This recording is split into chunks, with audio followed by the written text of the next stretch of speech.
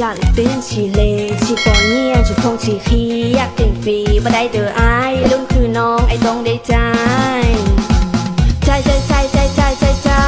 ใจแล้วถึง Nghe chó tỏ lên nhá cho khẩu. Và cô bấu xe tu bầu cỏ. Cô chỉ cho cô tù mi tu. Lời dũa con kia nhát đi tu. Có chỉ bố là chỉ qua trả. Qua chỉ ta trong cơ tù ly. Mà một tí tu cho là tâu. Cái cọc bao nôn nọ. ย้อช่องอย่าว่าคือไอ้ว่าคือนี่กูย้อเชลาจานูนอกูย้อนมือชาเปล่ากูซาตอนชี้เนื้อเหล่า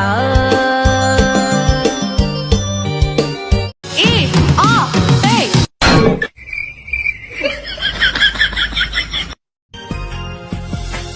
โซเดเดจะก็เจียกูมูอีเลยโซเดชีมัวก็กูอยู่อวดจัง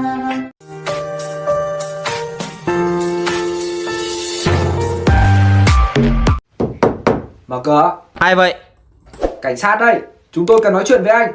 Các anh có mấy người? 2 người. Thế thì tự nói chuyện với nhau đi.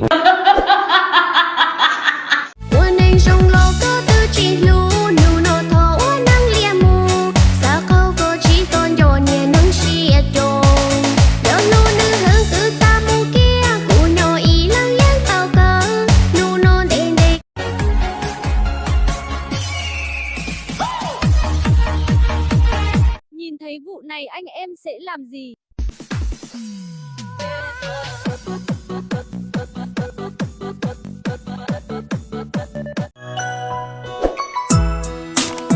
Nhựa khóa xin chi chắc có dùng xì ma ti nhựa khóa xì bó chắc có dùng xì ma thua tiệt chi rong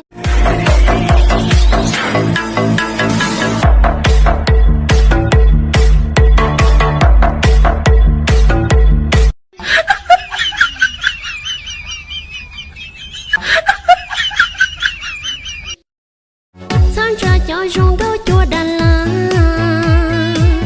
hồ lê của thia rong tham mắt xa chỉ ta chỉ nhẹ yo khâu bên tha cứ tàu nhẹ thia tàu trời thân.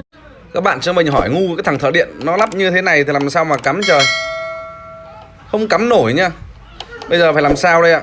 Cái ông nào thợ điện, ông không biết ông làm kiểu gì đây này.